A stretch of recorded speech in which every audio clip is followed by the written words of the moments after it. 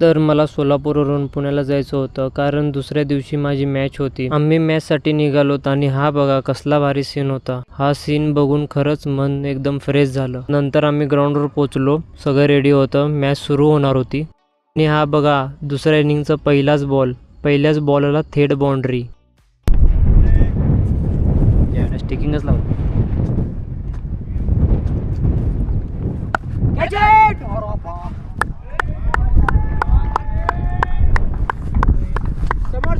Game हळूहळू intense होत गेला आणि मग आमची फर्स्ट विकेट पडली, पण शेवटी आम्हीच मॅच जिंकलोत. मॅच संपल्यावर आम्ही घरी निघालो. रस्त्यात डोंगराचा नजारा एकदम जबरदस्त होता.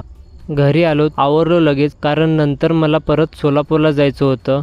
मी स्टेशनवर आलो, पण इथे कळालं की ट्रेन लेट आहे. आणि मग अचानक अनाऊन्समेंट आली, गाडी प्लॅटफॉर्म नंबर 4 वर आली आहे. खूप उशीर झाला होता, पण शेवटी मी गाडीत बसलो. चला भेटूया नेक्स्ट व्लॉगमध्ये.